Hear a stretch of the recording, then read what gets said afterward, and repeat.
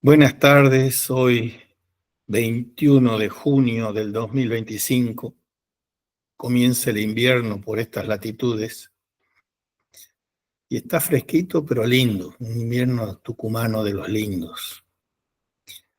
Y estamos siguiendo el ritual místico y poético a partir de Juan de la Cruz. Y ya hace 3 o 4 sesiones que estamos con el cántico espiritual de San Juan de la Cruz. Y el cántico espiritual es iniciada su composición durante la prisión en Toledo y está inspirado hasta los tuétanos en el Cantar de los Cantares. Y el Cantar de los Cantares es un escrito maravilloso que los estudiosos místico-poéticos de él dicen que es la clave de interpretación de toda la Biblia.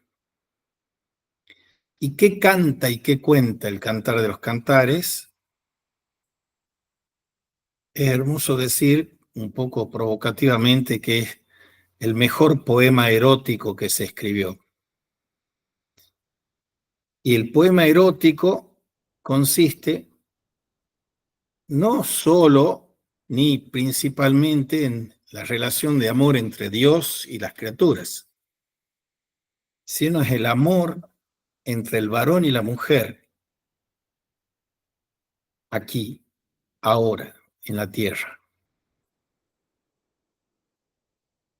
Y sirvió de inspiración en el siglo XVI a inmensos poetas místicos.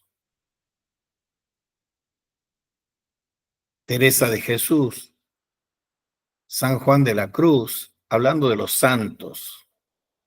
Y uno no santo, pero un poeta inmenso, Fray Luis de León. Y en este libro de Javier Picasa, que habla del cántico espiritual,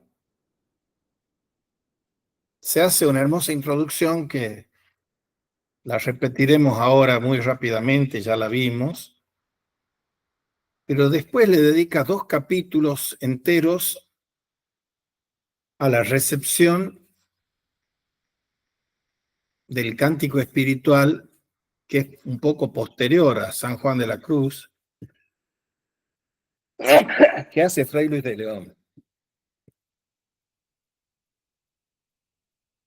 El misterio de la experiencia de Dios hace vibrar el corazón del hombre, y siempre que eso acontece, va a estar de actualidad San Juan de la Cruz, que es una de las cimas indiscutibles.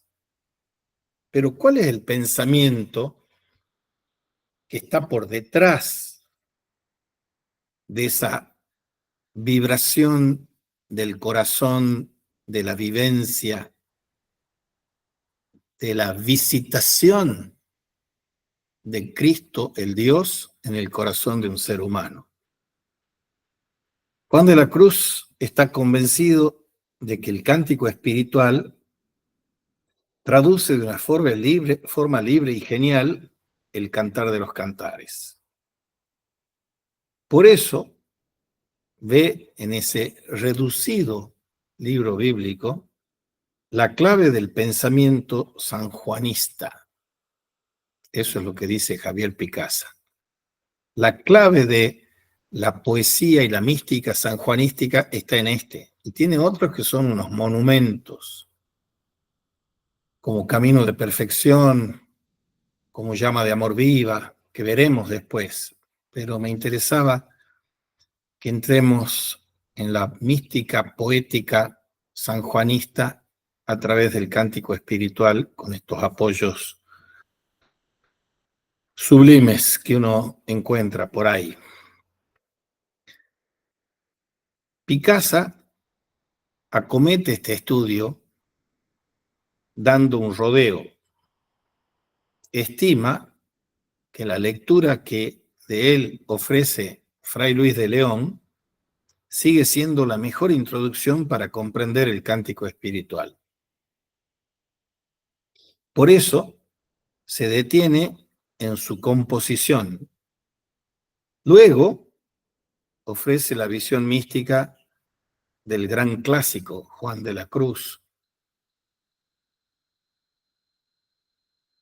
y lo hace por veredas diferentes. A pesar de eso, el autor insiste en subrayarlo porque nada como el claroscuro del contraste para elucidar el pensamiento de este doctor místico. Sobre este fondo, y después de presentar el pensamiento unitario del mismo San Juan, puede ya abordar la exposición del cántico espiritual. Su clave está en el mismo amor humano que en su profundidad es signo y sacramento de Dios sobre la tierra. Y cada vez que se produce el auténtico amor humano, vuelve a surgir la creación y Dios se muestra en el mundo.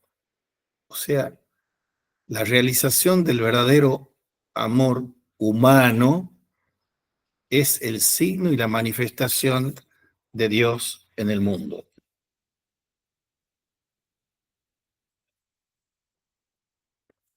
Otro texto que nos aporta un dato fundamental es eso que les mencionaba así al pasar, que el núcleo antropológico y teológico de todas las Sagradas Escrituras está aquí, en el Cantar de los Cantares. Y así lo entienden no solo los grandes teólogos antiguos, desde Orígenes hasta San Juan de la Cruz, para quienes el cantar es la clave de lectura del conjunto de la Biblia, el libro donde amor de Dios y amor humano se vinculan para siempre. Y eso en una especie de evangelio originante en el que Dios y el hombre hablamos cuando hablamos del amor.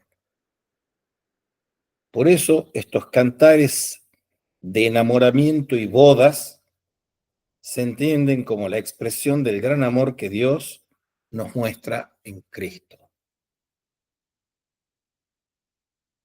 Y como es previsible, casi todos los temas que se exponen aquí ofrecen semejanza con poemas o textos paralelos del Antiguo Oriente, de Egipto, de Siria. Por eso, ciertos críticos lo catalogan como himnos hierogámicos. Hierógamo son las nupcias divinas. Himnos hierogámicos que se tienen que entender en referencia al matrimonio o unión contraída en el origen de los tiempos por un dios y una diosa. Y de esa unión brota la existencia y la riqueza de los cielos y la tierra. Por eso se recuerda y reproduce de algún modo en cada una de las bodas de la tierra. Por eso es tan central esta metáfora nupcial de las bodas. Ellas también, las bodas de la tierra, son signo, cifra, símbolo de las bodas del cielo y de la tierra, de Dios y del hombre. A eso estamos invitados todos. Pero al ser himnos hierogámicos, estamos hablando de una unión originaria de los dioses, dicho en plural, entendidos como la pareja fundante masculina-femenina. Por eso habría de explicarse a modo de ritual de templo. Por eso hablamos de los rituales maravilla de las maravillas, los rituales. Y nos olvidamos nosotros esos rituales profanos y sagrados que vertebran toda la existencia del ser humano. Desde practicar los ejercicios de yoga, lavarse los dientes, estudiar para rendir una prueba en el colegio, y los rituales de asistir a los rituales místicos y poéticos también de San Juan de la Cruz. Y yo les he dado un ejemplo maravilloso de eso en una película del gran pintor de íconos cinematográficos Andrei Tarkovsky, que en su película última, tiene pocas películas y todas son obras maestras, en la última, que se llama El Sacrificio, que él ya ha huido de Rusia y él está filmando en contubernio, complicidad y sociedad, pero él es el creador, con Ingmar Bergman. Bergman, que es uno de los cineastas más grandes de la historia, dice que Tarkovsky se mueve en el mundo de los sueños y de los símbolos como pez en el agua, y es, dice Bergman, el mayor entre nosotros. Y en esa película todo es símbolo, todo es poesía, todo es mística, como si fuese un San Juan de la Cruz del cine.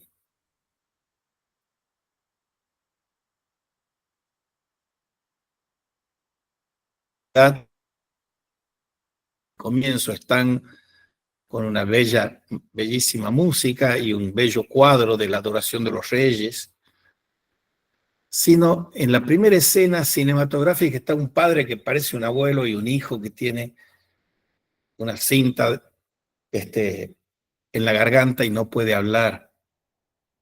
Y el padre, están los dos buscando agua, el chico en un cubo, para regar un árbol seco, y el árbol es la imagen de la encarnación en el suelo y los brazos abiertos al cielo. El árbol es también una metáfora de la unión hierogámica de cielo y tierra, varón y mujer, siendo que, más allá de la equivocidad de asignarle la masculinidad al cielo y la feminidad a la tierra, casi todos los que amamos la tierra como el lugar donde habitar. La tierra es la Pachamama, Gea, dicho en quechua, dicho en griego, que acoge y da morada a nuestro peregrinar de la tierra al cielo. Bien, el cielo masculino, la tierra femenina. Los mitos cuentan cosas maravillosas y uno debiera, antes de estudiar filosofía, hacer un curso de introducción a los mitos griegos. Por ejemplo, del desposorio entre la tierra femenina, Gea, y Cronos, el tiempo ese que se devora a sus hijos, ¿qué nace? Nace Rea, R-H-E-A, el ritmo. El ritmo es hijo de la tierra y de Cronos. Y si uno tiene que hacer ejercicios de meditación o ejercicios de yoga, te dicen que tenés que seguir la inhalación y exhalación con un ritmo sapiencial, que así es como sístole y diástole, inhalación, exhalación, funciona el todo de la vida. Otro mito contemporáneo es que todo el universo es un universo viviente de Gea, como dice el biólogo Lovelock. Entonces, cuando nosotros acometemos ese geocidio, el tema del ecocidio, del etnocidio o del antropocidio, en que estamos perpetrando el suicidio de la propia especie, estamos rompiendo ese vínculo hierogámico entre cielo y tierra. Obviamente, si estamos en el Cantar de los Cantares, tenemos un recordatorio ritual maravilloso del pecado que estamos cometiendo ahí. Porque no es que yo sea una especie de, hablo por mí, pero hablo por muchos, ecologista fanático, esos ecologistas radicales que están tratando de hacer un culto idolátrico de la tierra. Es que estoy tratando, siguiendo estos pasos, de verme integrado en la organicidad del universo. Dios aquí se encuentra en el fondo de todo, como el creador y el dueño de todas las cosas. Dios se hace presente en todas las cosas porque eso lo puede suscribir un budista, pero aquí esto no lo suscribe un budista. Dios se hace presente en todas las cosas, pero al mismo tiempo es inmanente y trascendente a las cosas. Dios no se funde con todas las cosas, sino crea todas las cosas y a todas las cosas les pone las semillas del verbo encarnado. O sea, toda la creación está hecha con el troquel o la impresión de la segunda persona de la Santísima Trinidad. Y todo ha sido creado con esa imago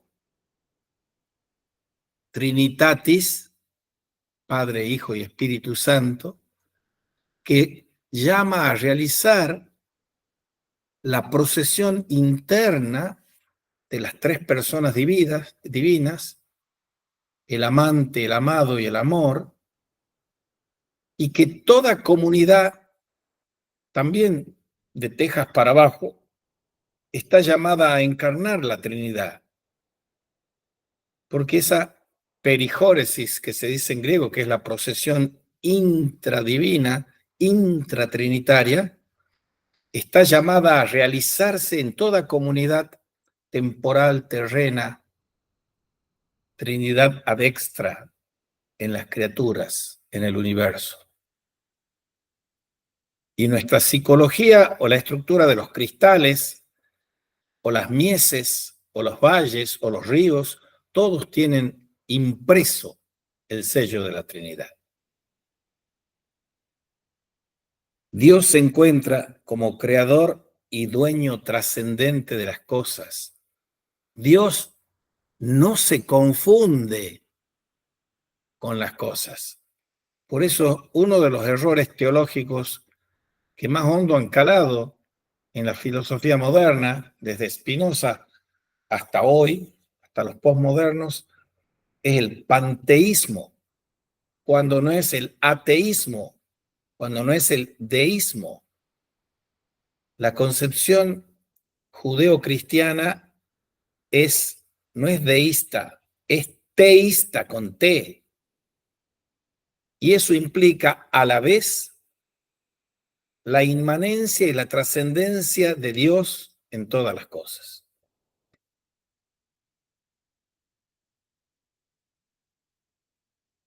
El Dios supraterreno, en las concepciones del monoteísmo abrámico, está vinculando de un modo no sexual con los varones y las mujeres del pueblo israelita. Y por eso todos nosotros, los varones y mujeres, somos la esposa del esposo, que es Dios. Y Cristo mismo, que es la cabeza, el Hijo de Dios con mayúscula, es el gran hermano, dicho irónicamente, de los demás que somos pequeños hermanos, hermanos con minúscula. Y Jesús es la cabeza del cuerpo místico que integran todos los santos, la comunión de los santos, que forman la iglesia, y por eso ese Cristo es sponsa verbi, la esposa del verbo. La iglesia de Cristo es la iglesia que se concibe a sí misma como la esposa del verbo encarnado. Y me quiero detener en la cuestión del encarnado, que lo hemos visto en otras sesiones ya. Hay que distinguir cuerpo de carne, porque el dualismo psige-soma griego nos lleva por un camino equívoco. El camino del benemérito divino Platón, en que el cuerpo es concebido como la cárcel del alma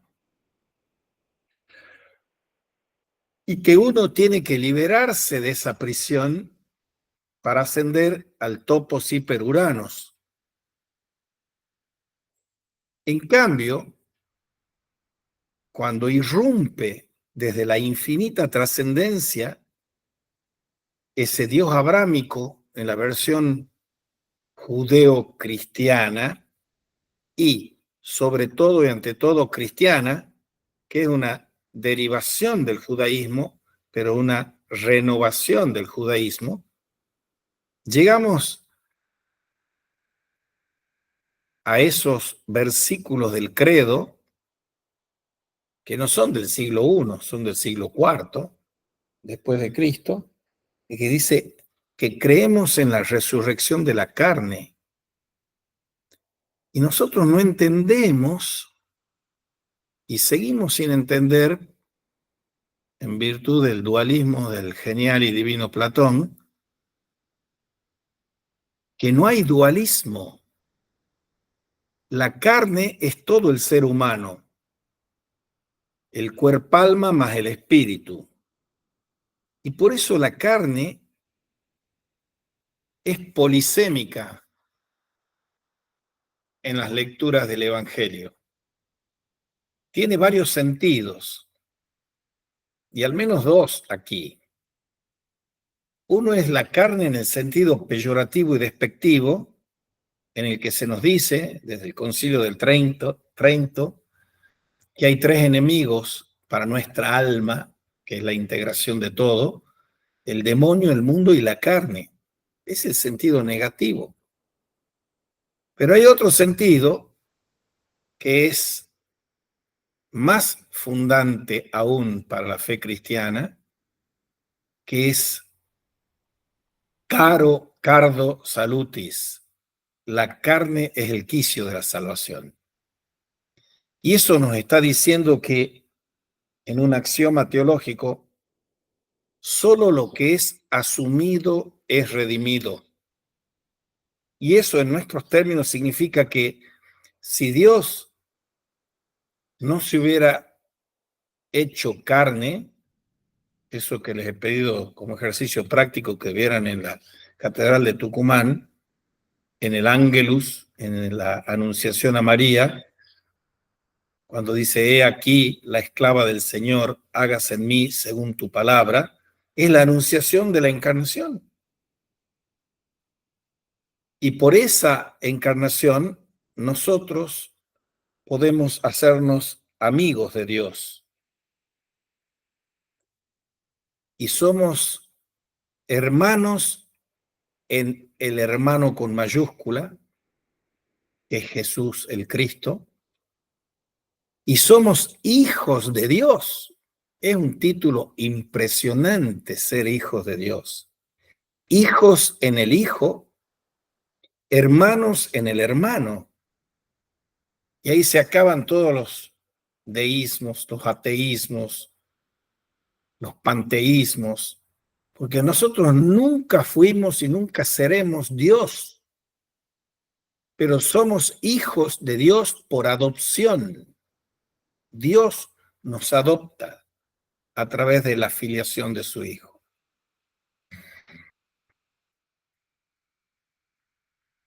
Al hacer esto, Dios, esta Gesta Dei, al hacer este matrimonio con los varones y mujeres del pueblo israelita, presentados como su esposa, nace un amor de alianza, amor de alianza. Y de eso se ocupan con hondura e insistencia los profetas, desde Oseas hasta Isaías. Dios es a la vez trascendente y uno. En los cristianos, unitrino, uno y tres personas en un solo Dios. Por lo tanto, ese Dios no tiene esposa, no tiene hijos, no tiene padres. Muchas de las expresiones hierogámicas de las que hablábamos antes, del Medio Oriente o de Grecia o de Egipto, son uniones de deidades y son desposorios de deidades. Y aquí vemos que tenemos un Dios que no es sexuado, sino que va más allá de toda singularización sexual o genérica. Y no por eso deja de ser un vínculo de amor el que tiene el Creador con las criaturas. Un vínculo de amor. Y por eso se llama alianza. Por eso se llama matrimonio o desposorio con su pueblo escogido, que es el israelita. Este es un concepto de suma trascendencia y suma inmanencia respecto de Dios y su pueblo. Dios elige un pueblo, pero además de los ademases, en ese pueblo, que es una especie de colectivo, hay una singularización de las personas que integran ese pueblo. Cada miembro del cuerpo místico es un individuo singular e intransferible. Y de esa unión tan peculiar se ocupan los poemas del Cantar de los Cantares. La unión, el desposorio, el matrimonio entre Dios y su pueblo, que tienen sus crisis matrimoniales, por decirlo irónicamente. Dios es el esposo deseado, siempre misterioso, pronto a conceder su gracia, e Israel sería la esposa que le acoge y le busca. En su raíz, estos cantares no tratan del amor divino humano. Esto es fundamental en el estudio que hace Picasa aquí. No se trata del amor divino humano, el de Dios y de su pueblo, sino se trata del amor interhumano, entre varón y mujer humanos. solo porque el amor es misterioso y desbordante, solo porque el encuentro de un varón y una mujer es sorprendente, es creador, es efusivo, luego puede convertirse en signo del amor divino de Dios hacia los hombres y de los hombres hacia Dios.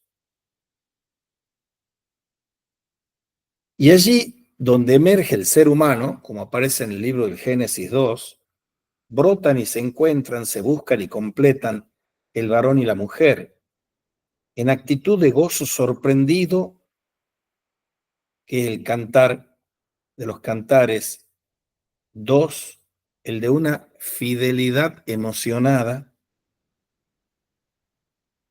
puede hablarse del amor de alianza histórica y escatológica entre Dios y el pueblo, que es los profetas, o son los profetas. Y el cantar de los cantares nos pone en primera línea de este desposorio. Y no necesita hablar de Dios en sí para llamarse un texto santo. Muestra su acción que se refleja allí donde dos hombres, un varón y una mujer, se descubren, se dicen y valoran en ofrenda de amor definitivo, el amor para siempre. Esto es teología, ver a Dios en sus obras. De la obra más grande de Dios en el conjunto de la creación es de lo que trata el Cantar de los Cantares. Y así, en la Biblia hebrea, en el sínodo de Jamnia, siglos I y II después de Cristo, en el canon de la Biblia hebrea, hubo rabinos judíos antiguos que dijeron: el día en que el cantar fue puesto dentro de la Biblia es el más grande de los días de la historia, pues entonces los hombres aceptaron el valor sagrado del amor sobre la tierra. Y en un primer lugar, y en un primer momento, el cantar es un libro de antropología, colección de cantos que celebran el amor emocionado, bello, permanente, de un varón y una mujer que gozan y valoran la vida al encontrarse. Y antes que Abraham y Moisés, antes que Confucio, el Gita o Buda, vienen a elevarse sobre el mundo un varón y una mujer, en su aventura de búsqueda y belleza, de gozo y libertad, de entrega y canto. Ellos son signo de Dios sobre la tierra. Es un signo místico del camino de maduración personal de los fieles.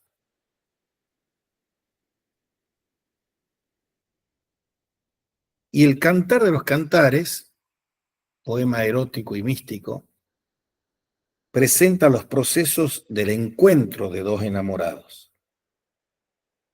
Y en ese sentido y en esa línea resulta ejemplar e ilustrativa, por contraste, la poesía castellana madura del mismo Fray Luis de León, escrita entre 1568 y 1582.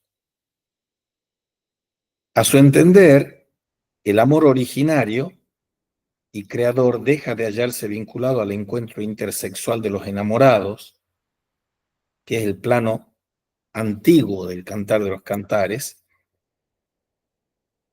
para venir a explicitarse en forma de mística del cosmos.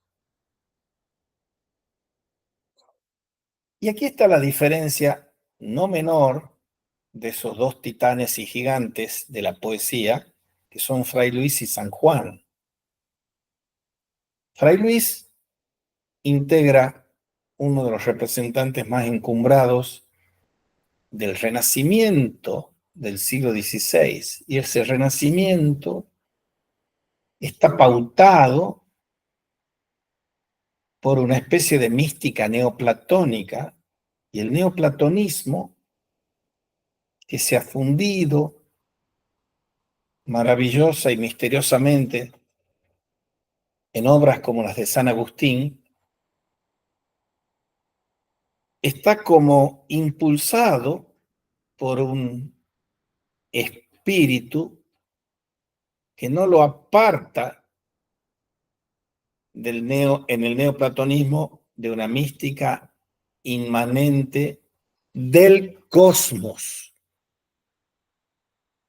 una mística del cosmos, como lo vemos nosotros, qué lindo gatito, en el Renacimiento, que es la noción de microcosmos, de macrocosmos, que nos da la pauta de que no es una mística personal y crucificada, como será la de Juan de la Cruz. Es una mística en el fondo más pagana que cristiana. Pues bien, permaneciendo fiel a las raíces humanas de la Biblia, San Juan de la Cruz no recorre ese camino de mística del cosmos. En eso se separa de Fray Luis de León para avanzar en la línea personal de búsqueda creyente. Y eso nos lleva a alguna de las coplillas de él, como es el romance de la Trinidad.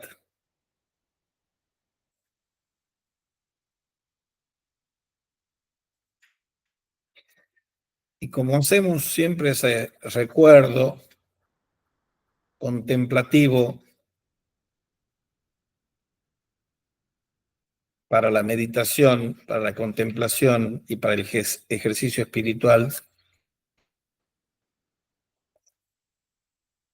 están las canciones entre el alma y el esposo,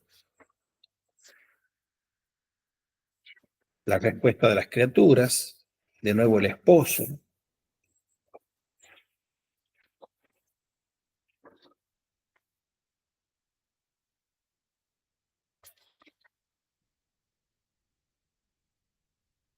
Gocémonos, amado, y vámonos a ver en tu hermosura al monte y al collado, domana el agua pura, entremos más adentro en la espesura, y luego a las subidas cavernas de la piedra nos iremos, que están bien escondidas, y allí nos entraremos, y el mosto de Granada gustaremos.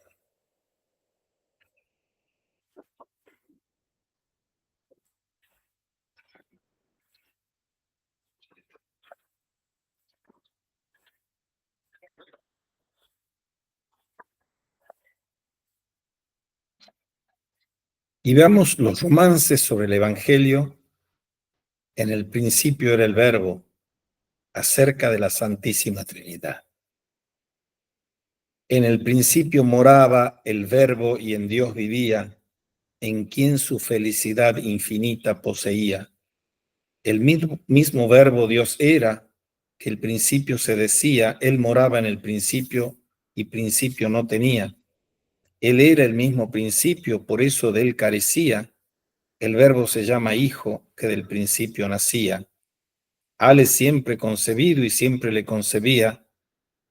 Dale siempre su sustancia y siempre se la tenía. Y así la gloria del Hijo es la que en el Padre había, y toda su gloria el Padre en el Hijo poseía. Como amado en el amante, uno en otro residía, y aquel amor que los une en lo mismo convenía. Con el uno y con el otro en igualdad y valía, tres personas y un amado, entre todos tres había. Y un amor en todas ellas, un amante los hacía, y el amante es el amado en que cada cual vivía.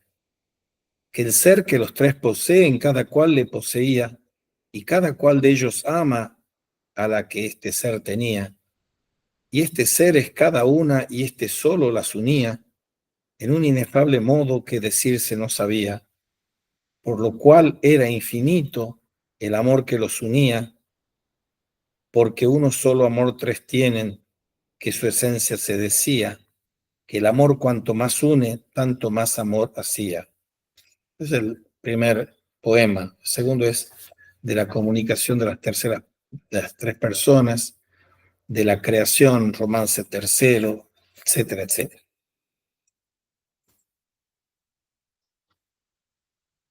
Si uno tiene ocasión de recorrer qué acogida disruptiva o comulgante hay de los dogmas cristianos de la encarnación y la Trinidad, puede recorrer el espinel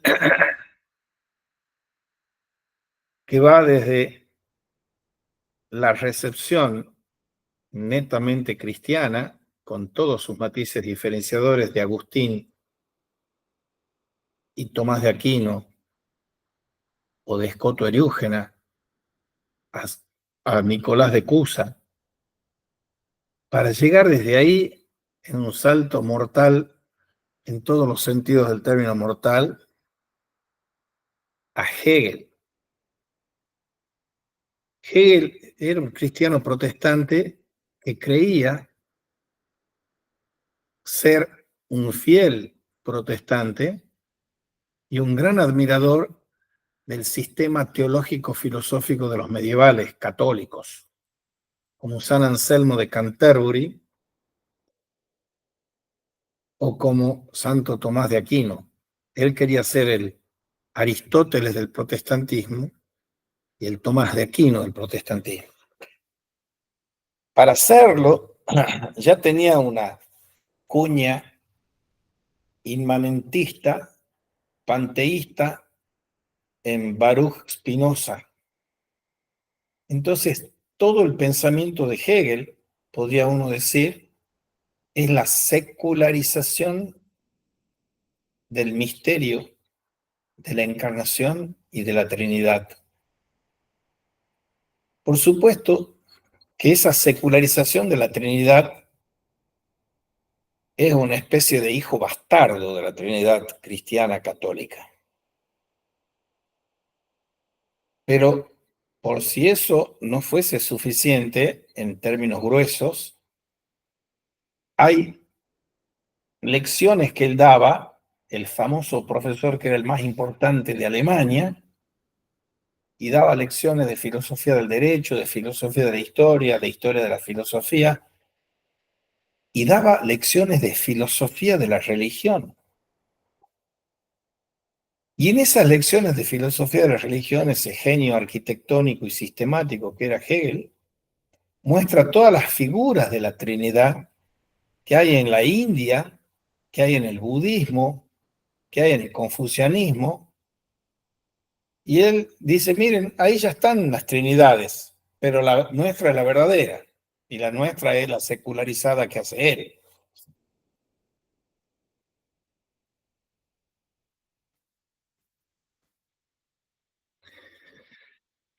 Entonces volvamos a San Juan de la Cruz. San Juan de la Cruz ha pasado por el Renacimiento y no ha interpretado renacentistamente esa Trinidad cósmica, sino que ha rescatado y ha acentuado la Trinidad trascendente del cristianismo. Entonces, esa maravillosa obra de acogida poético renacentista en la lengua castellana que hace Fray Luis de León, que la vimos y la seguiremos viendo en esta sesión con un poco más de detalle, porque es preciosa además, que tiene un rasgo análogo en algo semejante y en algo muy diferente en lo que veremos después con San Juan de la Cruz. El romance de la Trinidad es eso que acabo de leer, donde explicita las claves de su propia visión del Evangelio, que no es renacentista cósmica. A partir de eso trazamos el sentido de las negaciones, las nadas en su ascenso a lo divino. Nada, nada, nada. En el siglo XIV, 2 siglos antes, el gran místico, poeta, teólogo y filósofo especulativo Meister Eckhart llegó a decir Dios es nada, porque la nada tiene que ver con la teología negativa. Los orígenes de la mística están vertebrados por esa nada, que tampoco hay que confundir con la nada del budismo. Esa nada es... La nada se dice de dos maneras y genera dos metafísicas diferentes.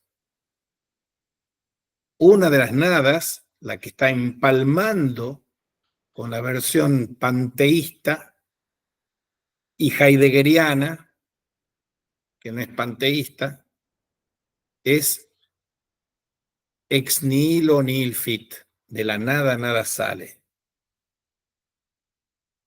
Y la otra, la que es judeocristiana y que se aplica al catolicismo, es la creatio ex nihilo. Por eso cuando uno dice con Juan nada, nada, nada, estamos en la nada de que Dios creó todo de la nada. Y esa nada nos atraviesa a todos nosotros. O sea, como canta el Salmo, ¿qué es el hombre para que te acuerdes de él? Estamos hechos desde la nada. Pero, a diferencia de lo que quieren los existencialistas franceses como Sartre o como Heidegger, no estamos destinados a la nada, sino que estamos destinados a la visión beatífica y a la plenitud de sentido y existencia.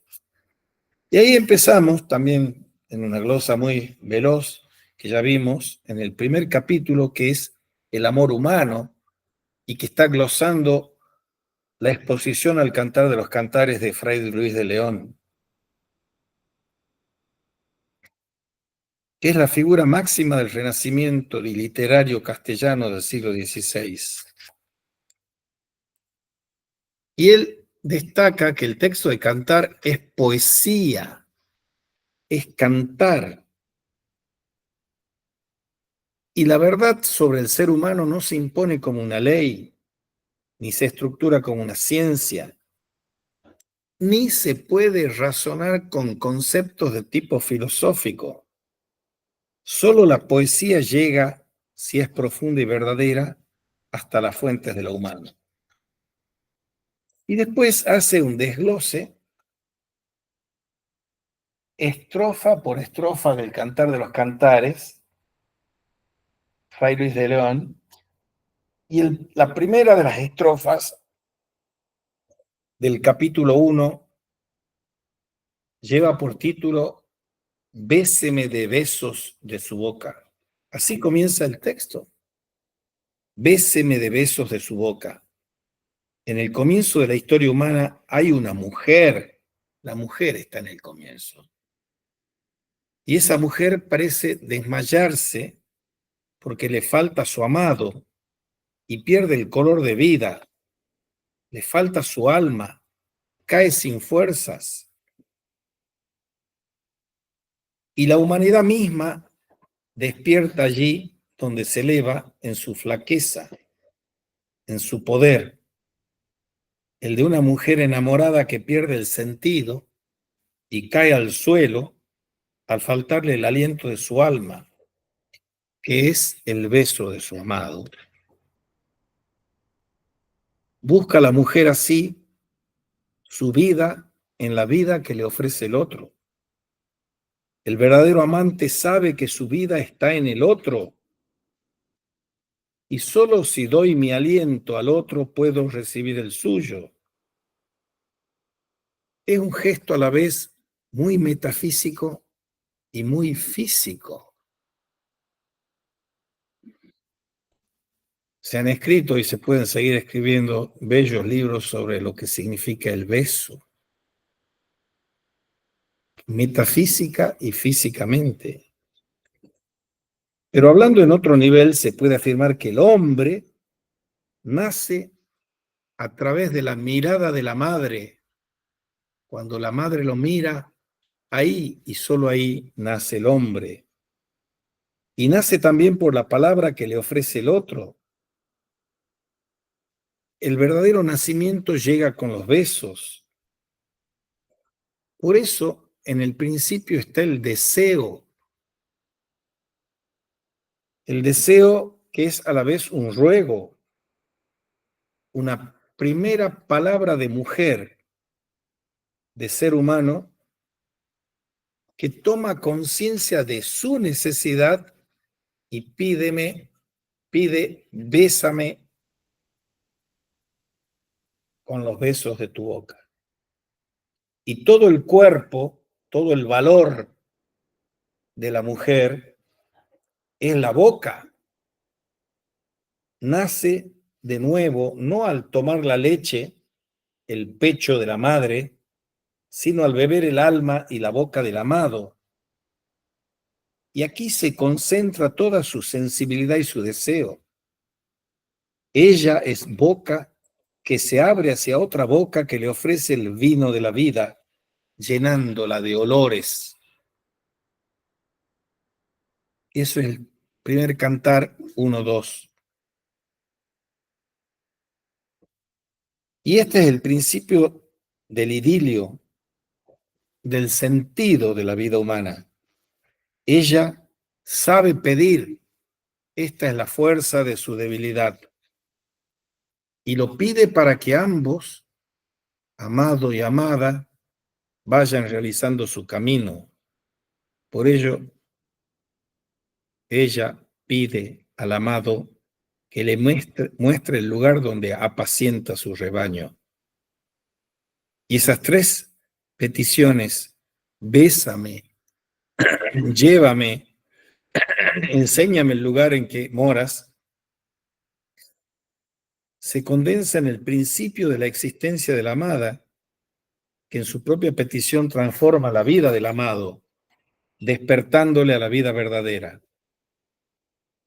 Por eso, la mujer es la verdadera iniciadora del amor para el varón. Por eso, en el principio de esta historia no hay un Dios que llama o alumbra desde arriba. Hay más bien una mujer que ofrece vida al varón pidiéndole la gracia de su vida. Ella sabe conocerse. Morena soy, pero hermosa.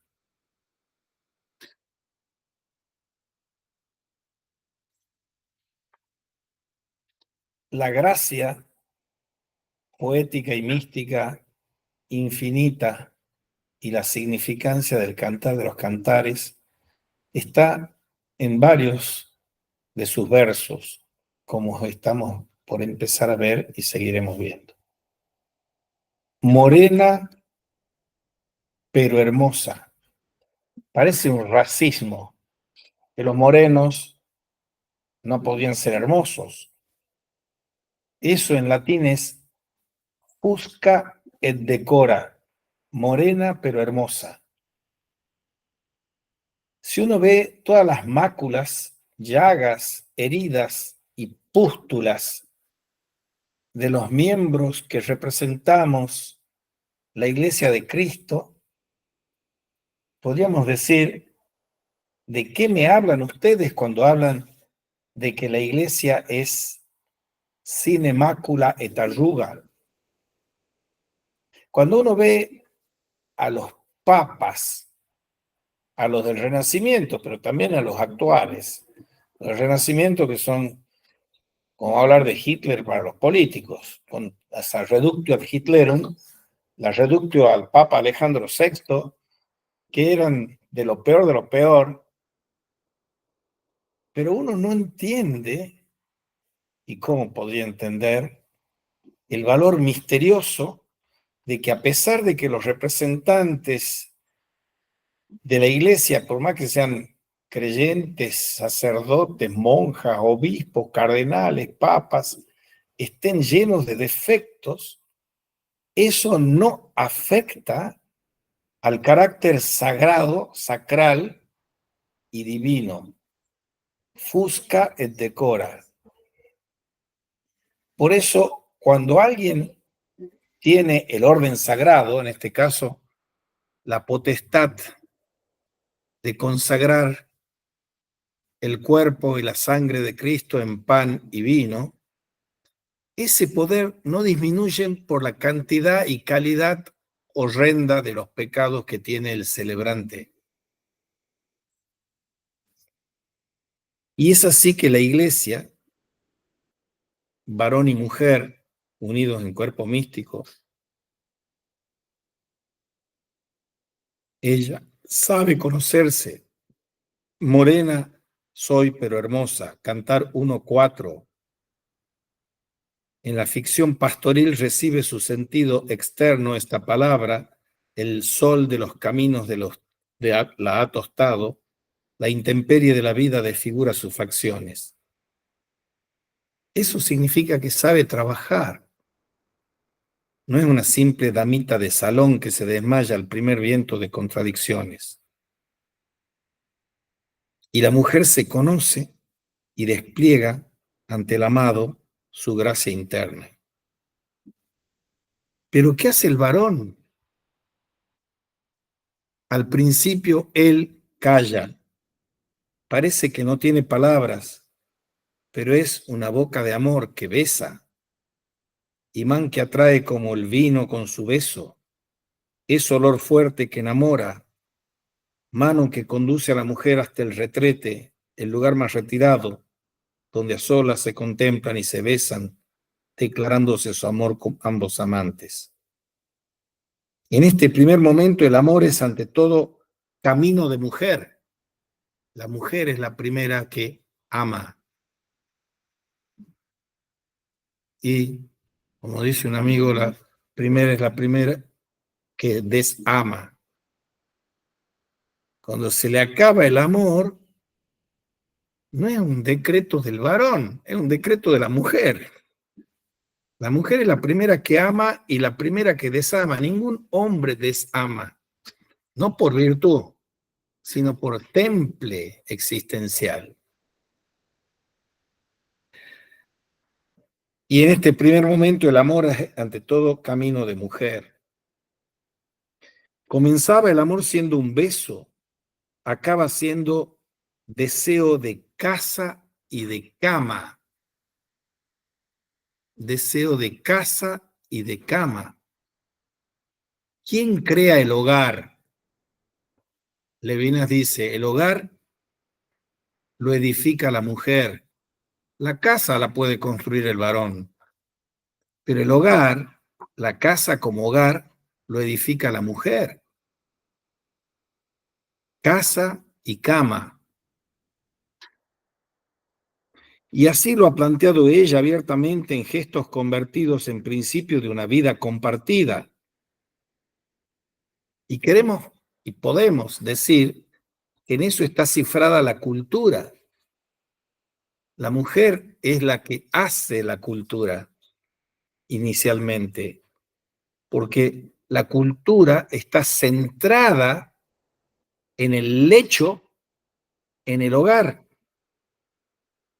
y es ante todo un deseo y una conquista de la mujer. ¡Qué maravilla!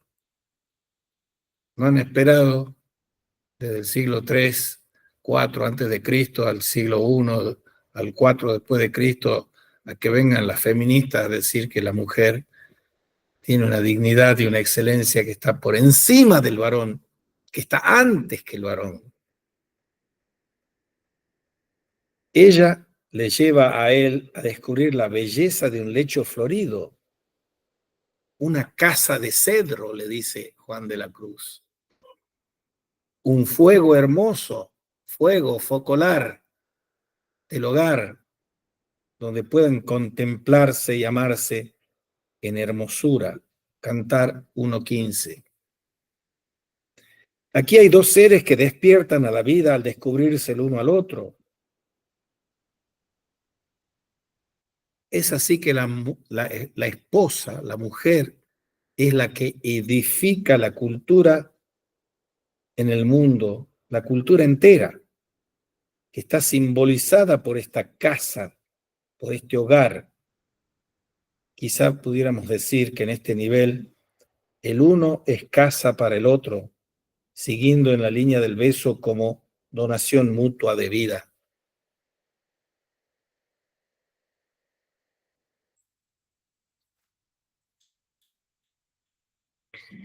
Y este es el límite y el principio donde nos sitúa el Cantar de los Cantares.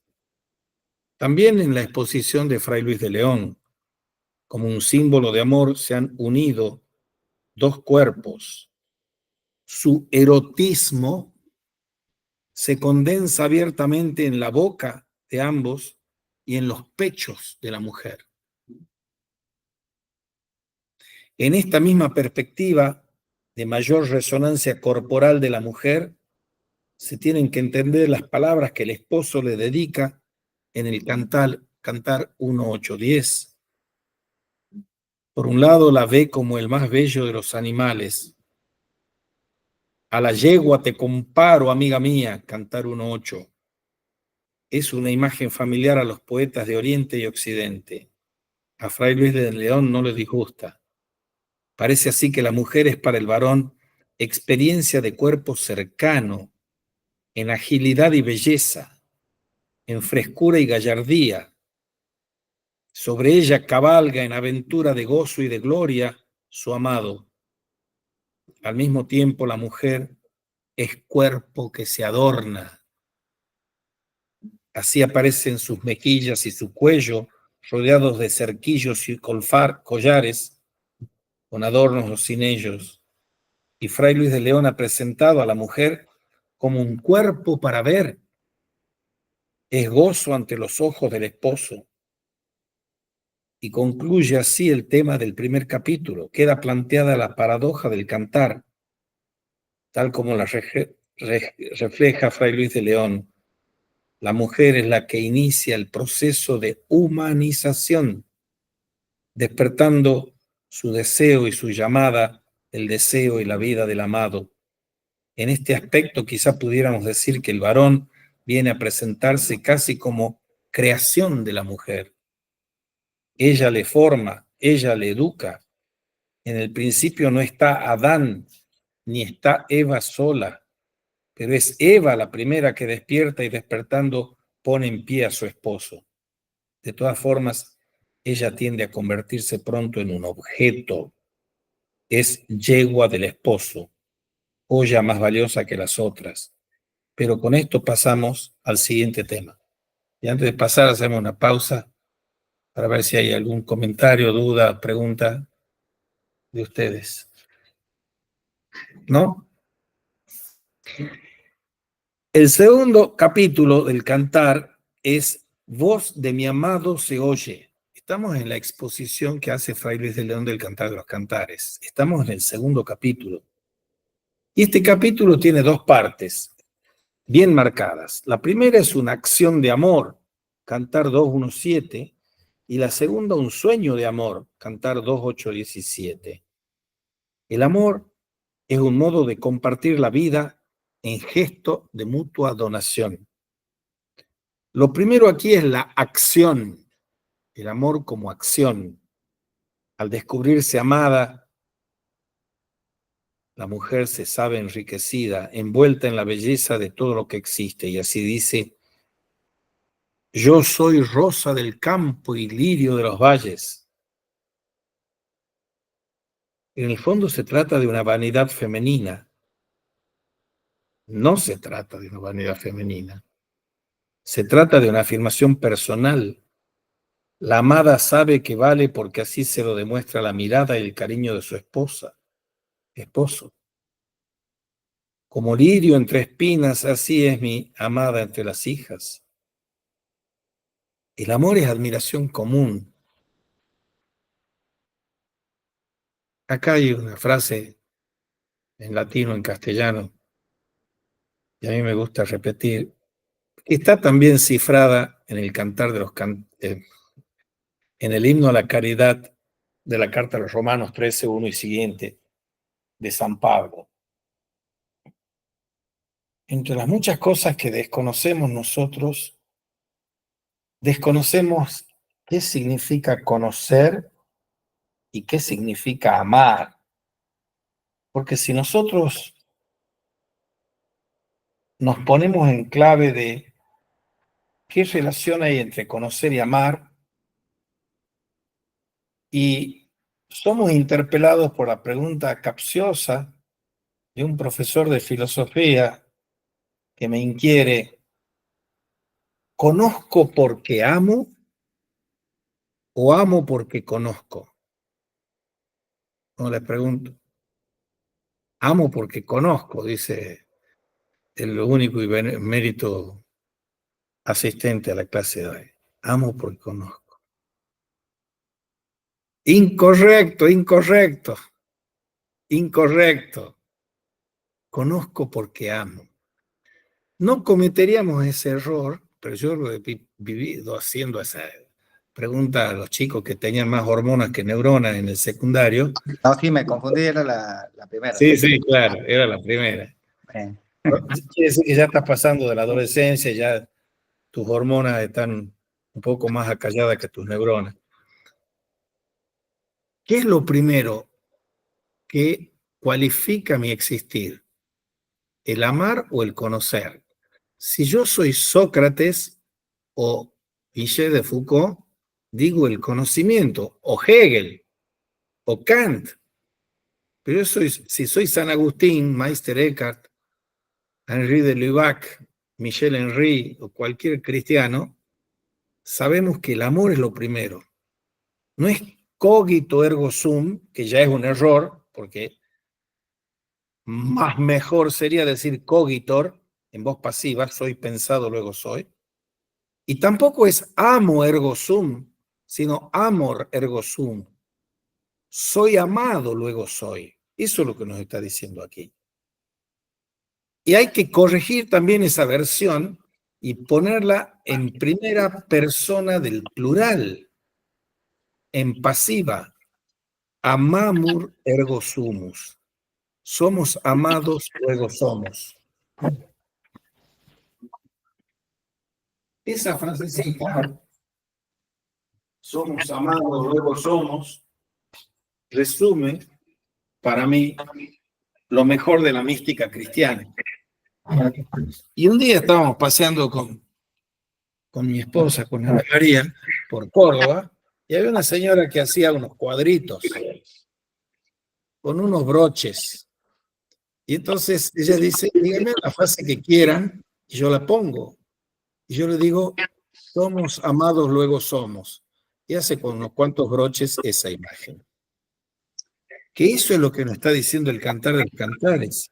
Sí, profe, a mí me quedó claro esa diferencia con Levinas, cuando usted hablaba de la sabiduría del amor, que no lo sé. Exactamente. Y Que esa es dicho, otra cosa.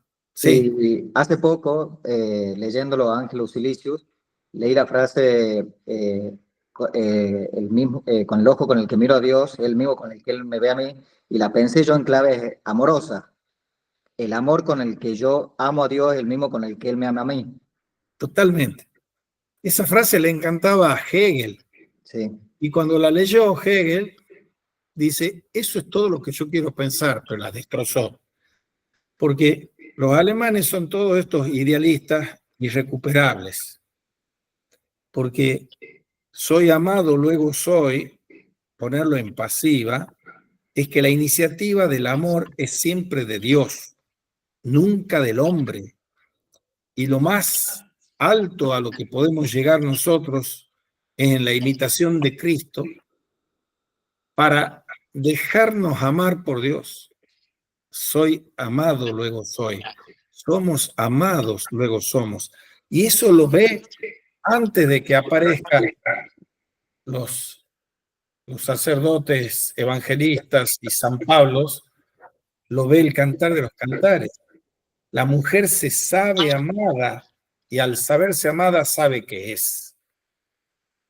Es estar implantados en el quicio no solo de la carne, sino del amor. Dios, que es amor, amándonos, nos creó para que le amemos amando al prójimo como a sí mismo. Todo el resumen del catecismo está ahí. Son pocas las leyes que tenemos que seguir en el cristianismo y esas dos fundamentales, amar a Dios sobre todas las cosas y amar al prójimo como a sí mismo. Porque el amor a Dios es el modelo de todo amor. El amor de una donación plena al otro, que le da vida al otro por su amor. Y yo tengo el mandato de darle la vida a mi otra por amor y a mis otros por amor. Bien. Y siguiendo con voz de mi amado se oye. El amor es un modo de compartir la vida en gesto de mutua donación. El amor es admiración común. Y recordemos al manzano como un árbol que la tradición ha puesto en el lugar del paraíso. Pero es un árbol engañoso este del manzano, cuyo fruto atrae pero mata, porque Dios lo ha prohibido con su palabra. Pues bien, en Cantar 2:3 se invierte la visión del Génesis de una forma significativa. Por una parte, el mismo esposo es manzano para la esposa y por otra, sus frutos no están prohibidos. Esto significa que el despliegue del sexo no se puede interpretar como pecado, sino todo lo contrario. ¡Qué maravilla! Llegamos aquí a la sacralidad del sexo, no a la demonización del sexo, que parece que de los mandamientos nosotros tenemos una fijación psicoanalítica con el sexto y el noveno, pues no fornicar, no desear la mujer del prójimo, etc. No, el sexo es sagrado, como también quieren a su manera los orientales, según nos contaba B. de Griffith. El mismo esposo es el manzano para la esposa. Por otro, los frutos no están prohibidos. Así dice Fray Luis de León, como suele un manzano grande y verde convidar a los que le ven a reposar debajo de su sombra y coger de su fruta, así dice ella que la vista de su esposo la puso en semejante deseo, y como lo deseó, así lo puso por obra. En su sombra deseé, conviene a saber, reposar, sentéme, esto es, conseguí el fin de mi deseo, y su fruta dulce a mi garganta, en que se declara una posesión entera y perfecta, dice Fray Luis de León. Otra palabrita que tiene sus toxinas y sus bendiciones es la palabra deseo. Si uno hace, con el perdón de los borgianos aquí presentes, si uno hace una profesión budista, aparentemente los deseos, aquí me corrigen los que saben mucho más que yo de eso, los deseos son cosas que uno debiera como eliminar, porque me llevan a la frustración y a la infelicidad. En cambio, para los que somos hijos o nietos del judaísmo y del cristianismo, el deseo, como dice Levinas, es el deseo del otro. Y ese de él es importante, porque el de él es objetivo o subjetivo. Yo cuando deseo, deseo al otro y deseo el bien del otro. El deseo no es algo que tengo que satisfacer yo narcisistamente para mí, yo mí conmigo, sino el deseo es el deseo del otro. Entonces, cuando aquí nos está diciendo del deseo, conseguí al fin mi deseo. No es que yo tenía sed y me dieron agua, tenía hambre y me dieron pan, sino que el fin de mi deseo es desear el bien del otro. Ese es el deseo del otro, no de mí mismo, que decimos y pensamos y sentimos los judíos y los cristianos.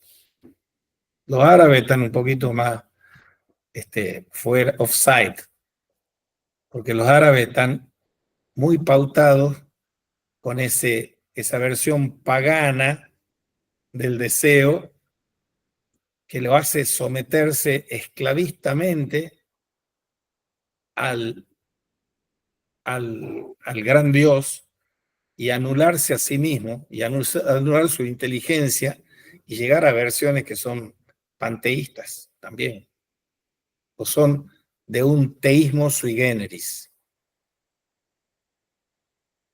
Más claro imposible. Se expone así el camino de iniciación en el amor desde la perspectiva de la mujer.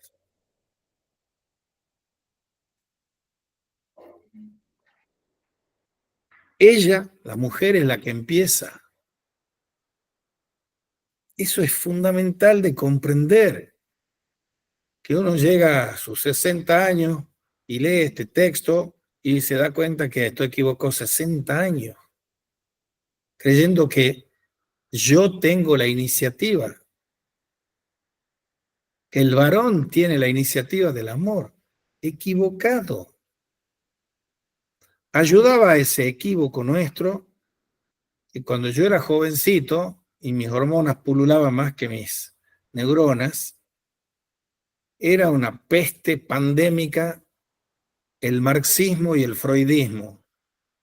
Y para colmo de males psicológicos desastrosos, el lacanianismo y los lacaneadores aquí en la Argentina y en Tucumán. Y llega en la semitarde de mi vida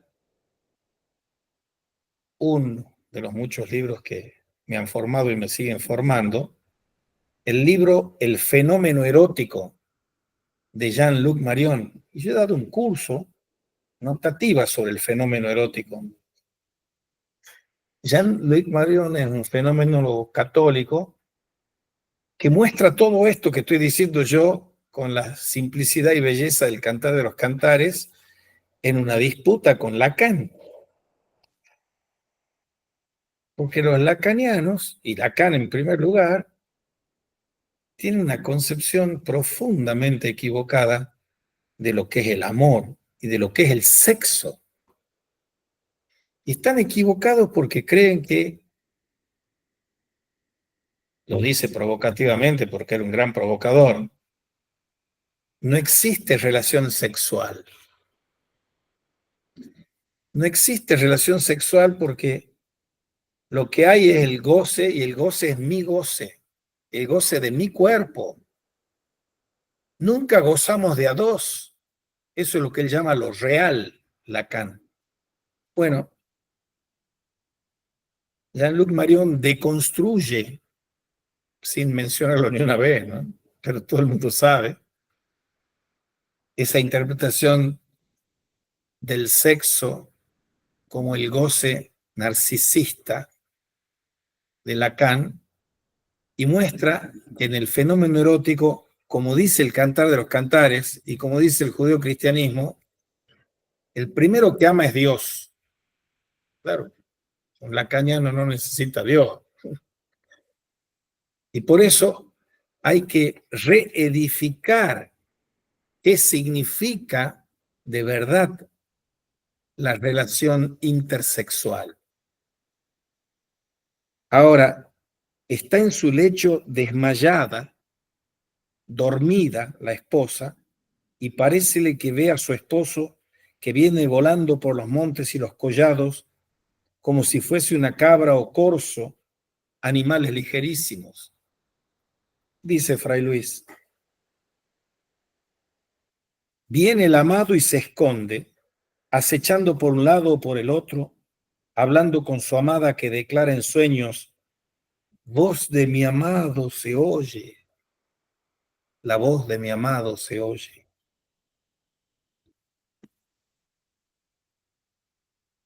Cantar 2.8, voz de mi amado se oye. Todo este mostrarse y esconderse y no entrar en rondón de rondón, sino andar acechando ahora por una parte y ahora por otra, es natural de los muy quebrados o requebrados, y son unos regalos y juegos graciosísimos de amor. Como hemos dicho, estas cosas, aunque parecen niñerías, no lo son en los amantes. Cuando nosotros al comienzo de estos rituales místicos poéticos hablamos del juego dialógico amoroso, estamos hablando también del homo eroticus, del erotismo del cantar de los cantares. Hay que aprender a jugar los juegos dialógico amorosos o erótico amorosos, en el que cada amante se entrega a su amado incondicional y definitivamente, y no está jugando un juego de espejo del narcisismo. Yo te amo porque vos me permites gozarte, gozar de ti. La fantasía del amor convierte la vida en sueño para transformar después la misma aridez natural en primavera. Los amantes forman parte de la naturaleza y con ella despiertan a la vida. Amar es para ellos descubrir de nuevo el mundo. El amor se interpreta como vuelta a la inocencia creadora del mundo, como flor en las plantas, en el fondo de esta tierra que florece en la llamada de pájaros y plantas. Ella siente la voz del amado. Así descubre el mundo como casa de amor. El mundo como casa de amor. Como aposento en el que todo está dispuesto ya para las bodas. Conforme a las palabras de ese sueño, Dios no crea el mundo para que los hombres lo trabajen, como supone Génesis 1:2. Lo ha creado para que los hombres lo disfruten celebrando allí sus bodas. No hemos sido creados para el trabajo, como dice Génesis. Hemos sido creados para gozar de la vida, para el goce. La naturaleza deja ya de ser lugar de tentación como campo del miedo para convertirse en ámbito de amor. Ella, la esposa, forma parte de esa gran naturaleza, escuchando una palabra que le dice: paloma mía, descúbreme tu vista. Él había aparecido saltando como ciervo, ella debe volar como paloma. Imágenes que Fray Luis de León desarrolla con toda precisión. Ven acá, compañera mía, dice Fray Luis, que ya es tiempo que juntemos este dulce desposorio. Sabed que yo soy palomo y vos habéis de ser paloma, y no de otro palomo, sino paloma y amada mía, y yo amado y compañero vuestro. Este es el sueño de amor que aquí aparece como racionalidad propia de la mujer. Ella piensa soñando en la llegada del amado. Es ella la que en esta razón creadora de sus sueños habla por vez primera de la monogamia. La monogamia, que se la arreglan los musulmanes para entender la monogamia.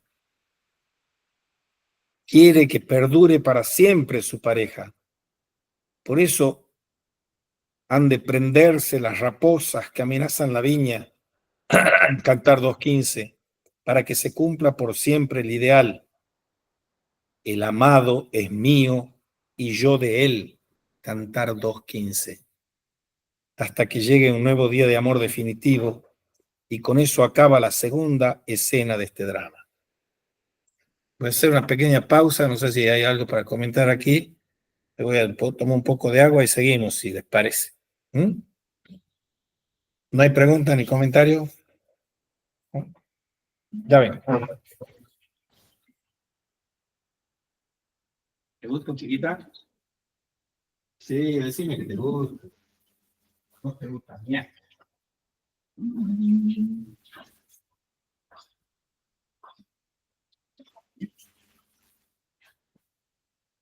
Ay, chiquita, bonita.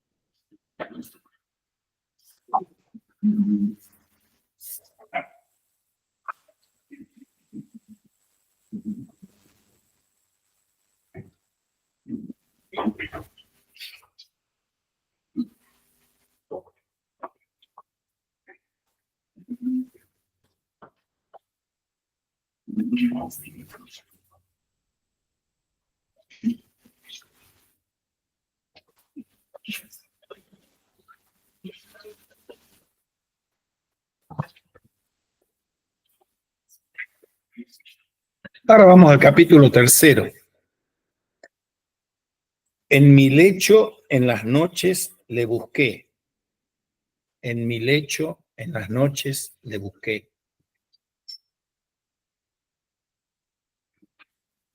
Aquí nos introduce una nueva novedad antropológica extraordinaria.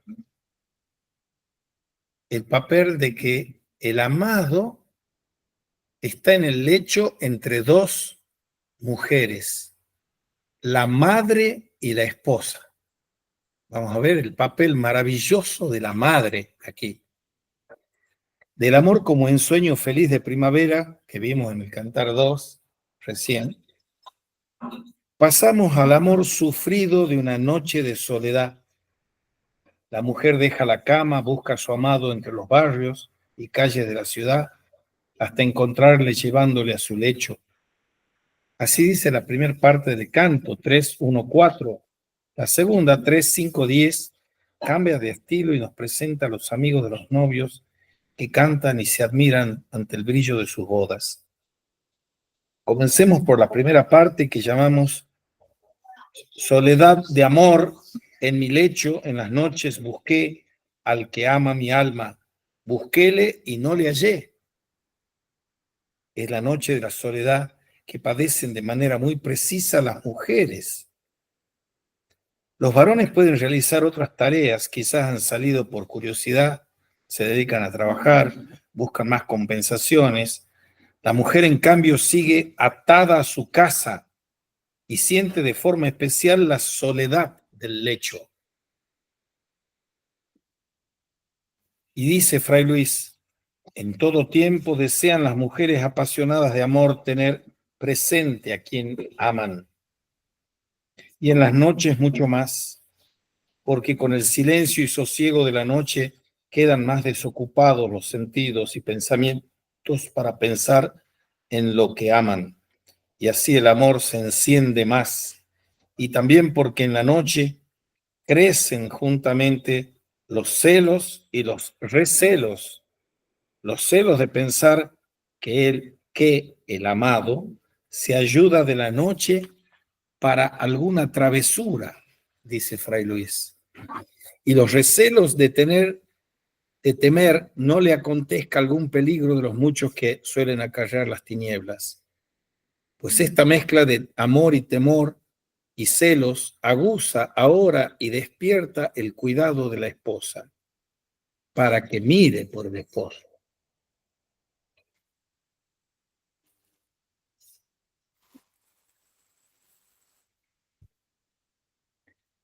Esta es la visión de una mujer que se consume en soledad, en abandono, en miedo, en celos, mientras puede hallarse libre su amante y su marido.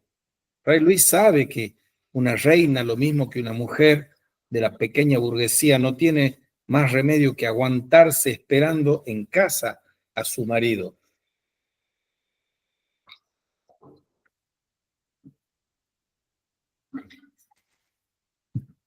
Pues bien, el Cantar ha interpretado el tema en perspectiva de pastora, mujer que tiene autonomía para amar, Por eso puede salir de casa sin escándalo, recorriendo de noche la ciudad hasta encontrar al amigo de su alma, llevándole hasta el lecho. Estamos ante el ejemplo más claro de lo que podemos llamar la libertad del amor en la mujer enamorada. Porque el amor vivo ni teme peligro ni repara en inconveniente alguno, para que ella se levante de su cama y salga de su casa y discurra por las calles y lugares públicos de la ciudad en su busca, y no parte hasta que hallándole le traiga como preso a su casa y le encierre en su cámara como a malhechor. Eso dice Fray Luis. Apasionado es el amor de esta mujer que sufre en la noche la soledad de su amado y sale a buscarles por las calles.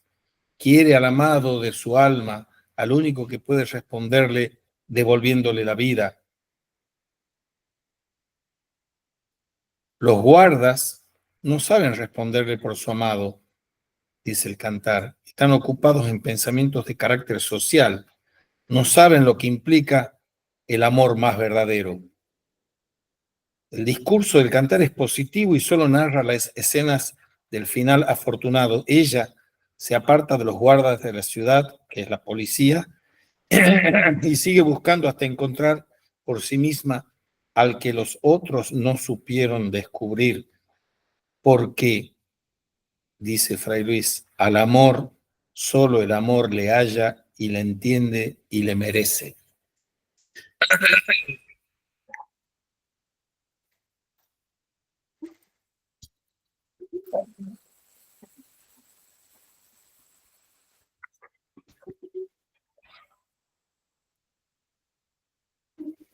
Por eso dice que no dejará a su amado hasta que le meta en casa de mi madre. Aquí está la novedad maravillosa. En casa de mi madre y en la cámara de la que me engendró. En la casa y en la cama de la madre que me engendró, dice la esposa. Cantar 3:3. Y Fray Luis sabe que el amor verdadero es verdadero solo cuando culmina en el reposo y perfecta posesión de los amantes, es decir, en la cámara del lecho. Sabe también que la esposa llama a su casa no suya, sino casa de su madre y cámara de la que la parió, imitando en esto la común manera de hablar de las doncellas que se usa también en nuestra lengua castellana, como se ve en diversos cantares, dice Fray Luis. Con esta manera de hablar, el cantar y también otros cantares de lengua castellana saben algo que quizá un varón como Fray Luis no entiende. Para la mujer verdadera, amar significa imitar a su madre. El esposo es alguien que resulta necesario, pero que viene de fuera. Lo que perdura y lo que vale es el camino que inició la madre al ofrecer un lecho de amor para el esposo. Esto es lo que ha vuelto a realizar la hija. Encuentra el lecho vacío y sale a la calle. Ella es la activa. Toma en sus manos las riendas del proceso, introduciendo al varón en el lecho de su plenitud humana, que es la de su madre. Pronto lo vemos a él dormido en los brazos de ella. Era allí, en Cantar 2:7, donde la mujer era la que dormía bajo el árbol de manzanas del esposo. Ahora es el varón quien duerme, acunado y cuidado por la esposa, que conjura de nuevo a las cabras y ciervos del campo, pidiéndoles silencio, que no turben el sueño del esposo. Cantar 3:4. En todo este proceso de amor, la mujer es la que aparece como activa. Al principio no dormía por ausencia, no podía descansar en una cama solitaria con el hueco del esposo perdido entre las calles de la ciudad.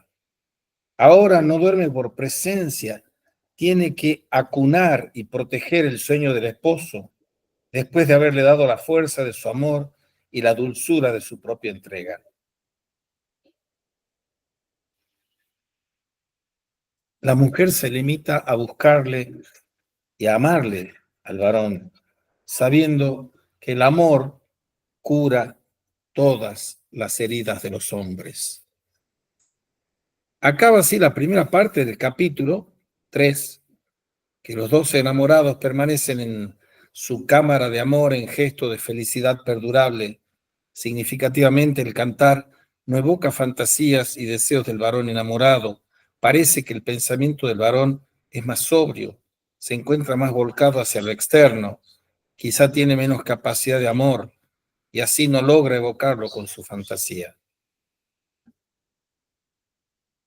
Dentro de su mismo desconcierto, dice Fray Luis, el texto, Cantar 3, 5, 10, parece ofrecer una estructura quiástica. Habla en primer lugar de la esposa que viene, presenta luego los signos de realeza compartida que acompañan al esposo.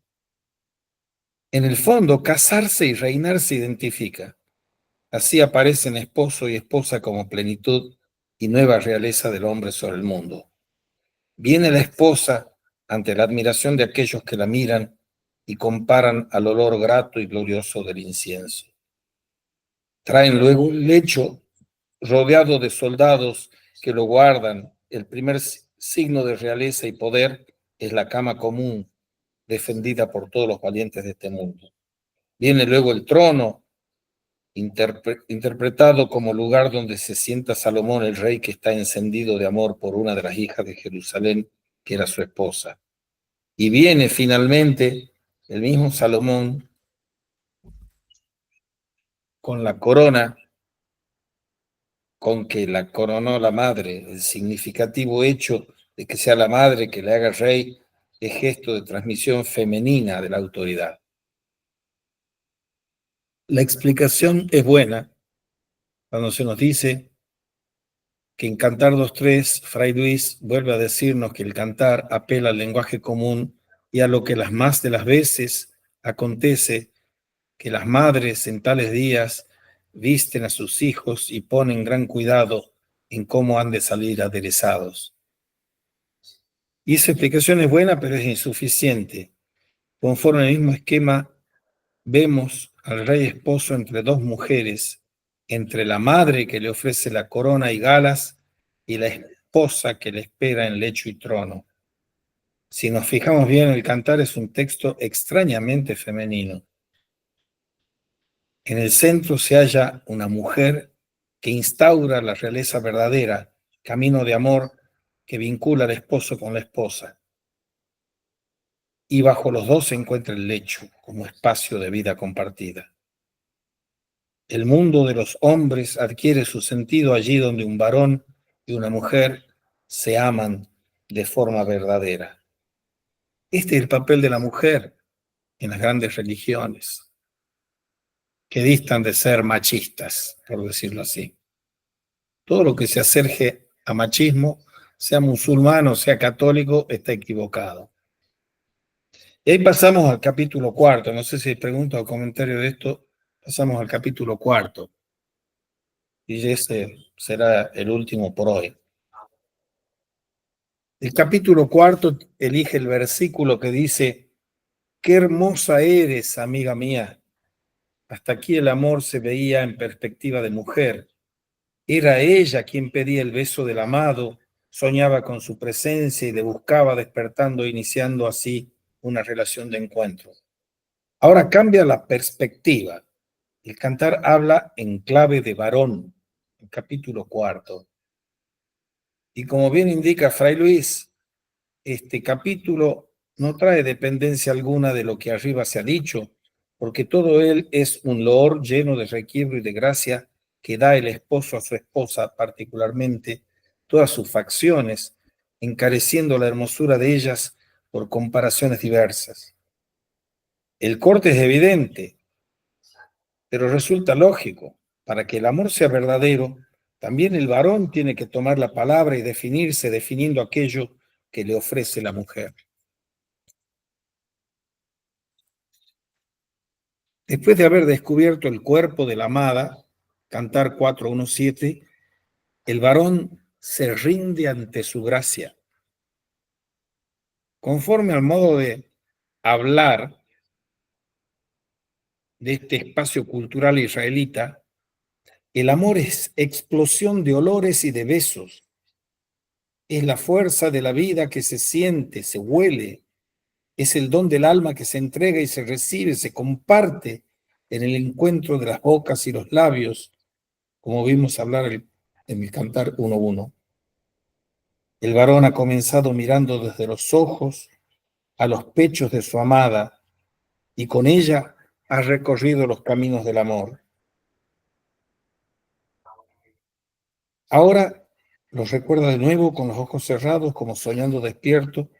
Ya no ve los ojos, ni los labios, ni los pechos.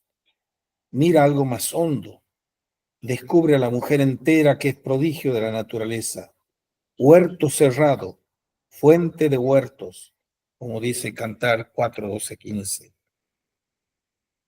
Estamos de nuevo ante una simbología del paraíso.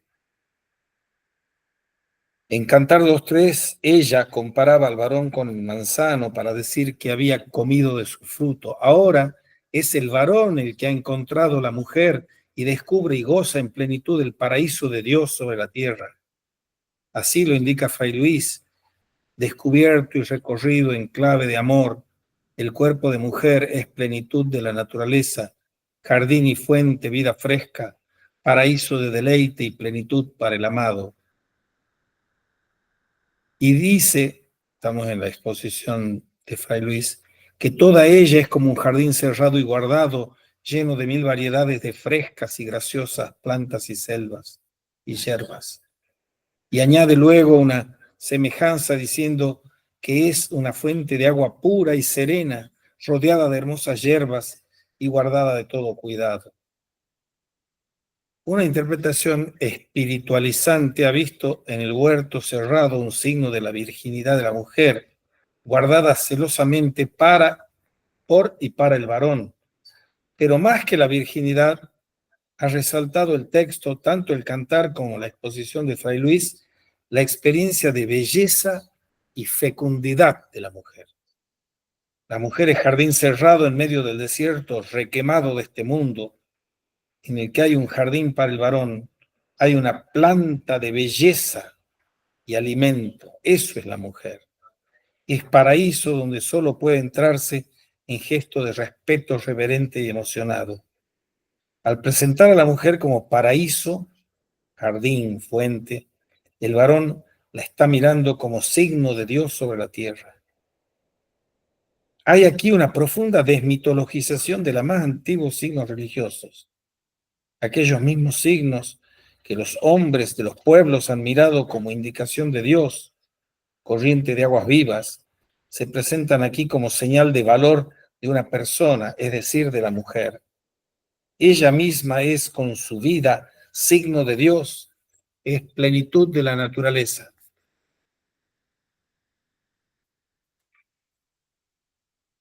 Y este es el centro del tema. Parece que él va y viene cuando quiere sin preocuparse de los sentimientos de ellas, o mejor dicho, suponiendo que los tiene asegurados. Ella, por su parte, debería estar pasiva, esperando a la puerta, siempre preparada y dispuesta a los deseos de su marido. Pues bien, ella se opone a esa función y muestra aquí su descontento. Por eso en el fondo de sus melindres femeninos hay una fuerte protesta. Hay el deseo de decirle al esposo que cuente con ella y la respete, para que así ambos unidos puedan recorrer el camino del amor. A partir de aquí, la escena avanza con toda rapidez. Y así dice el Cantar. Mi amado metió la mano por el resquicio de las puertas y mis entrañas se estremecieron en mí. Cantar 5:5. Él está impaciente, quiere forzar las puertas de la casa. Ella deja sus melindres y se turba, sintiendo el fuego del amor en las entrañas. Ella ha esperado impaciente. Él viene cuando quiere, y sin respetar su impaciencia y su cansancio, quiere forzar con su mano las puertas interiores, las partes genitales de la mujer. Ella se estremece sintiendo que le corre la mirra, que es perfume de amor por las manos, por el cuerpo. Sea que este texto se refiera a la puerta de la casa o a la llave interior del cuerpo amado, el sentido del texto es el mismo. Aguarda impaciente la esposa, viene el esposo y pretende abrir por fuerza. Ella quiere resistirse un momento para dar tiempo a la conversación, para que el amor se pueda realizar en libertad, en gesto de diálogo. Ciertamente ella quiere, pero quiere de otra forma, y así se hace rogar. Mientras tanto, el esposo, que se siente desairado, se marcha. Yo abrí al mi amado y mi amado se había ido y se había pasado. El mismo amor se convierte en espacio de disputa, en campo de tragedia. El esposo, dice Fray Luis, viendo que ella al principio no le quiso abrir, dándole casi a entender que no le había menester, probó a abrir la puerta, mas cuando sintió que ella se levantaba y venía a abrirle, quiérele pagar la burla, como quien dice, vos queréisme dar a entender que podéis estar sin mí, pues yo os haré conocer cómo me pudo más sufrir sin vos que vos sin mí. Y así se ausenta, no aborreciéndola, sino castigándola y haciéndole pasar un rato entre esperanzas y temores para que justamente escarmiente, dice Fray Luis. Ella no debe esperar ni un minuto, él puede y debe marchar toda la noche para que ella sufra. Él se marcha arriesgando así el camino del amor. Puede dar la impresión de que no le importa lo que pasa luego. Ella, en cambio, insiste, quiere amor y se arriesga para cultivarlo. Quiere a su amado y le busca en medio de la noche, como en Cantar 3:1-4. Se levanta de la cama, sale por la calle, grita y nadie le responde. La escena es sorprendente. El amado se esconde en algún lugar inaccesible, por eso ella no puede encontrarle, al contrario de lo que pasa en Cantar 3:1-4. La amada se convierte en buscadora impaciente que recorre con su angustia y voces los caminos de la vida. Qué maravillosa fenomenología de los lances del amado y de la amada que nos hace aquí. Y ahí pasaríamos ya al capítulo 6, pero nos quedemos un ratito para terminar con esto. El misterioso ir y venir del amado y de la amada en esos lances en que ella parece resistirse y él la castiga yéndose para darle de su propia medicina, es la historia. Me animé a decir con mi escasa experiencia que es la historia de todos los amores, que hay tiras y aflojes de ese tipo. Y esos tiras y aflojes son los más y los menos del cortejarse recíprocamente, cada uno desde su psicología, de su espiritualidad. O sea, hay que ser un psicólogo profundísimo, como son todos los poetas y místicos, para hablar de esa cuestión tan manida y remanida de los amores entre el varón y la mujer, para ofrecernos este cuadro de las aventuras y desventuras del desposorio entre la amada y el amado. No sé si eso les parece suficientemente elocuente o no, si les parece que da cuenta de las venturas y desventuras de los amores interhumanos, que cuando se realizan son signo del Dios que es amor. Y cuando no se realizan es que no hemos sabido cortejar a la amada o no hemos sabido cortejar al amado de una manera que nos pudiera llevar a una buena preparación para las bodas con el amado o con la amada. ¿Sí? Y bueno, si tienen ganas, nos encontramos el sábado que viene para seguir con estos rituales místicos y poéticos del amor y de la muerte. O de la muerte y del amor. Bueno, nos vemos entonces. Profe, espere, Sí. Sí, sí. Le quiero hacer unas preguntas, pero sucede que yo tengo un alumno en yoga y está con ciertas conflictividades con respecto al yoga y lo quería charlar con usted, pero bueno, necesito que no esté grabada el video. Bueno, ya